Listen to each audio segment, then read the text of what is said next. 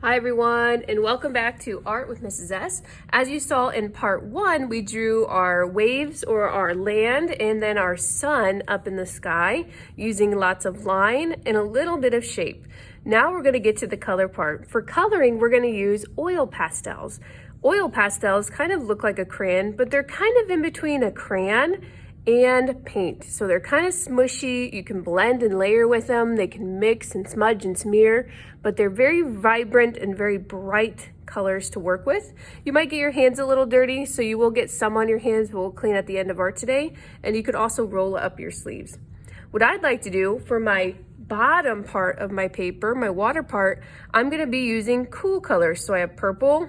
You can pick out any blue, or I might also see some green in there. So I'll take these cool colors and you can put them however you want and create any design that you'd like.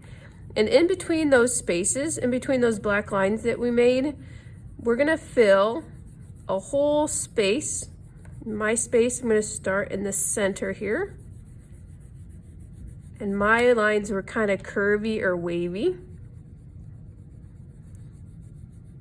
All the way up. And if you see some of that paper still coming through, I can go back over top, or I can blend using another cool color. So I could take another cool color, this one's a light blue, and blend that all together. So I'll do that here in a little bit. I'm gonna keep going. I'm gonna make a pattern with mine. So I'm gonna go blue, green, and then purple. And then I'll repeat that pattern. I'll start over again with blue, green, and purple. All the way up to those lines. You can take your time. If you touch your colors together, you can blend or mix them together. And I could do the same thing I showed you with the blue. I could take another green or even a lighter color or darker color and blend those together to make it nice and dark and smooth. Filling in all those spaces. So I have blue. We're gonna go green next, and now purple. Filling in that whole space. It's not scribble scrabbling. Taking my time to color heavy, solid, and dark all the way through. And if you notice, I'm being very careful where I put my hands. One's holding the edge of the paper so it's not moving. And then my other hand, I'm coloring a little different than I normally would.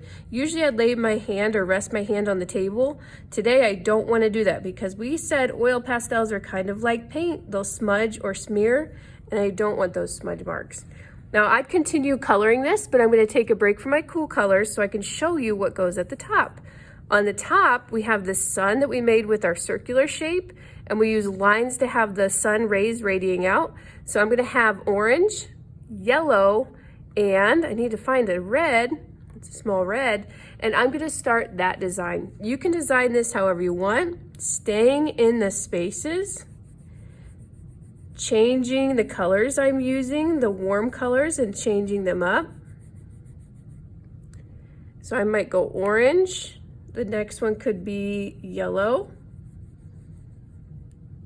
and then all the way across to red.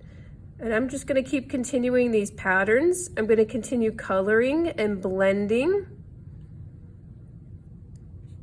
And I'll repeat that. So orange, yellow, red. Now I got to go back to orange. And then I'll go yellow. And then red. And I'm working a little quicker than you need to. I'm speeding things up, but you will want to go slow. Really stay in those spaces, get all those paper areas in between the black lines.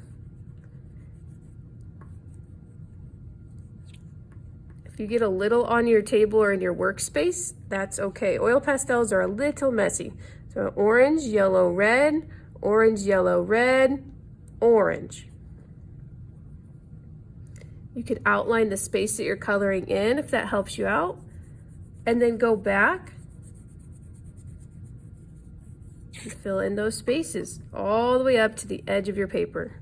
Orange, yellow, red, orange, yellow, red, orange, yellow. We have 2 more spaces before I get inside of that circle.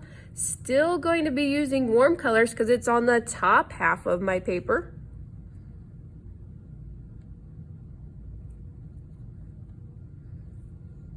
As you get to the end of your pattern, depending on how many lines you made or how many spaces you have, might alter the end of your pattern, so it might not go in a perfect loop. Really filling those spaces in. Remember, you can go back over top and blend in if you have a lot of gaps or empty spaces. We have orange, yellow, red, orange, yellow, red, orange, yellow, red, and I would go orange. So I have an orange next door here. If I want to cheat a little bit, I can add a little black line in between there. And that way, I would have orange, yellow. And if you wanted to add even an extra one in there, you could. Just so you don't have the same color side by side. And that's okay. I'm gonna finish up my pattern. And now I can start tackling the inside of my circle. The inside of my circle, I can change up my pattern, or if you want to look to see if there's a darker or lighter orange or a darker or lighter yellow or a different red you would like to use. And I'm just gonna start with that same rotation. I got orange, yellow, red. What's great with oil pastels too, I can go back with black as well, and I can blend and mix in or make my outline reappear. Back to orange. And I'm about finished up. I'll take some time to go back and fill in any empty spaces and make sure all areas are blended and everything's colored heavy, solid, and dark. Change up my pattern here on the bottom with my cool colors to finish it off. And I can go back, like I said, and do some outlining if I want to clean it up a little bit.